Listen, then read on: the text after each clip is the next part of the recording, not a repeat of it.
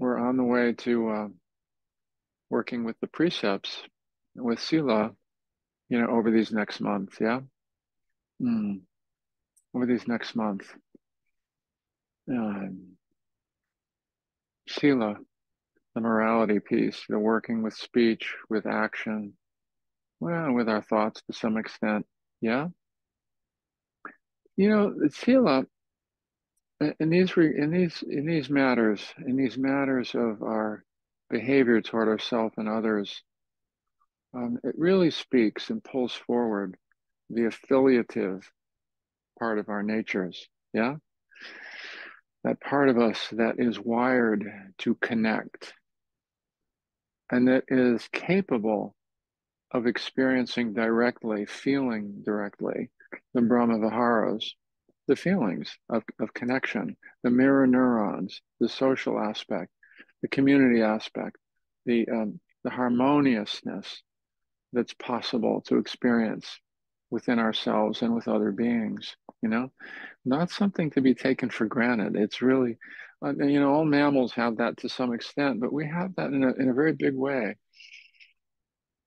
That capacity that's really celebrated in Buddhism is really one of the, one of the hallmarks of this being human, that we have this capacity, to connect, to experience empathy in a very big way. Yeah, that we have that capacity. And yet, it's not the only capacity. It's not the only side of our nature, is it? Wouldn't it be lovely if the affiliative side of our nature were the only side of our nature that just shined forward in our moment to moment in our lives? Yeah. There's some sense that maybe this is our true nature, our affiliative side, but you know, I think the Buddha was really pragmatic and honest about that too. He said it's not it's not the only side of our nature. There's also greed in there. There's also anger in there. Yeah, there's aversion in there. There's selfishness in there, right? There's greed. No, we're also, as Freud said, brutish, nasty, and short. That's part of our nature. Look at the savagery in the world. Hmm?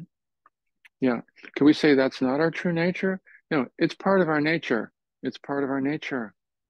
It's part of our nature. It's part of our evolutionary wiring as well.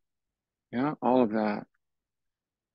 And what Sila brings forward, though, is the possibility of beginning to manage those sides of our nature more, to not act them out so much, and to bring forward more the affiliative part of our nature, to consciously bring it forward more into the world and into our lives, to really emphasize that, to really punctuate that, to practice it, to practice bringing forward the affiliative part of our nature, and to practice not bringing forward so much the greed and the anger, you know, the greed and the anger and the selfing quite so much, not quite so much, not quite so much, not feeding those parts of our nature quite so much.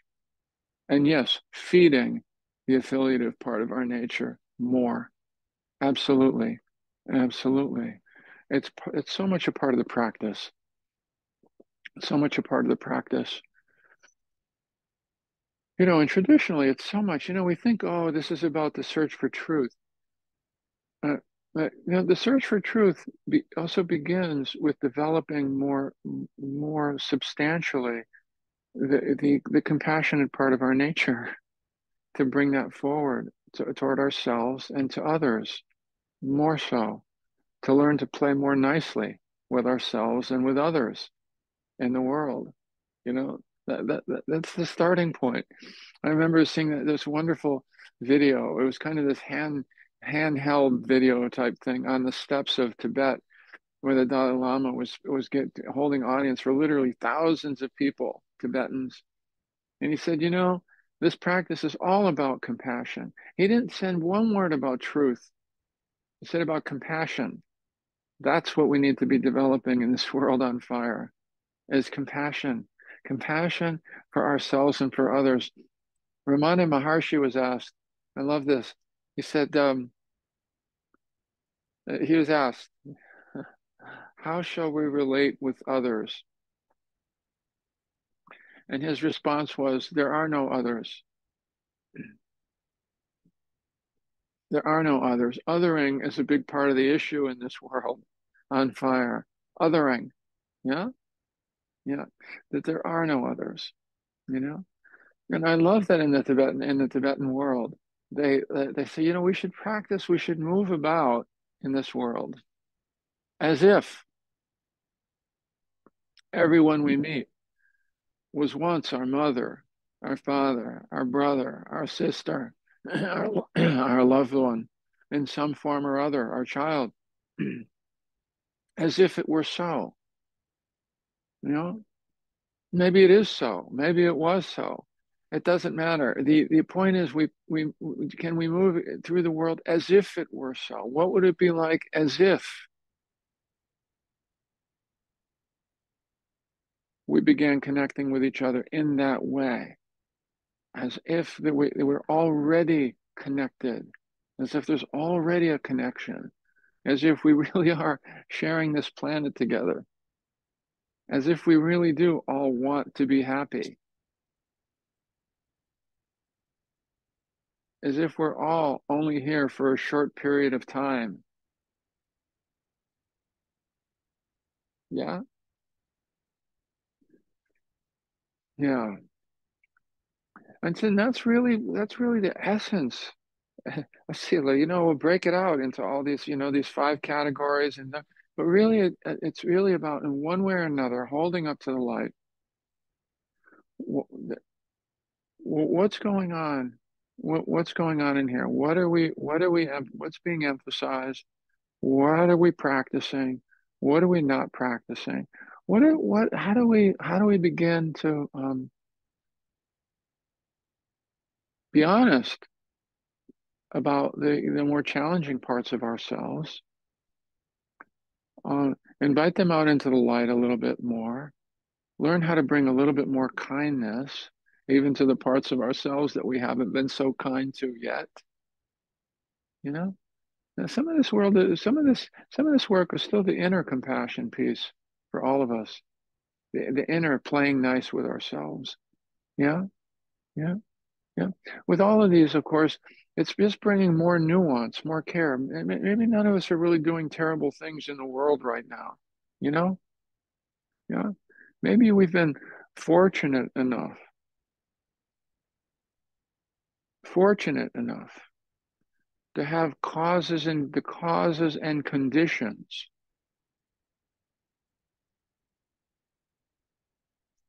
that help us to not be doing too many terrible things in the world right now. Maybe it's not just maybe it's not just because um, uh, maybe it's just that we've had better causes and conditions. There's that wonderful, there's beautiful expression in Christianity there, but for the grace of God go I. In Buddhism, the equivalent of that would be there, but for causes and conditions go I. I didn't get to choose my causes and conditions. I didn't get to choose my mother and my father. I was born into my causes and conditions. Yeah. And if I'm not doing terrible things in the world right now, a lot has to do with those causes and conditions that I was born into and surrounded by. Yeah. Yeah. Yeah. Not everyone had the causes and conditions that I had. Yeah. But if we do have those causes and conditions, oh my goodness, let's make much of them. Let's make much of them because that means we have enough of a foundation to even bring forward more the affiliative parts of our nature into this world. Yeah. Maybe we even have the responsibility, if we have those causes and conditions, to bring that forward even more into this world on fire. I love the expression Garrison Keillor in Prairie Home Companion. Maybe some of you remember that. Yeah. And I love one of his quotes. He said, with all the terrible savagery and the hate and the injustice in the world, you still don't have to go too far to find hmm? Yeah, the warm campfire of a caring person, you know? Yeah. Well, maybe we are and have the potential to be some of those, some of those people, right? Yeah, who can bring that care and kindness into the world a little bit more into our own hearts, and a little bit more into the world for the benefit of all, for the benefit of all. That's it. That's so much what this practice is about. That's almost so much what all of this is about. All of you, all of us, we need each other. We need each other to remind each other of what's possible, of what our larger intention is to bring forward into our lives and into the world. Yeah. And so these precepts are not just, yeah, that's a nice sidebar kind of thing. Yeah, that's a nice thing. No, it's really pretty central. It's really pretty central. And part of our path is becoming just even a bit more nuanced with some of that. Bring a little bit more care, you know, a little more care and a little bit more kindness to ourselves, and then hopefully that starts to show up in the world as well in our lives. Yeah. So that's part of that journey that we're going to be on, for these next few months together. And it is really, again, such a core part of the journey of this practice. And it's been emphasized a lot more in the East. And it's one of those pieces that we want to bring more forward as these practices come to the West. It's fundamental. The Buddha is really clear about it. It's not, maybe that'll be nice to incorporate somewhere along the way someday. No, it's foundational. It's the first thing. Sila comes before samadhi and prajna. Sila comes first before it's even possible to settle the mind in a bigger way, or even look more carefully into some of the roots of our struggles. Is that kindness, and that care and that consideration, you know. And so we're going to just shine a light there, especially, particularly over these next few months together. Yeah, yeah. Good. Thank you so much.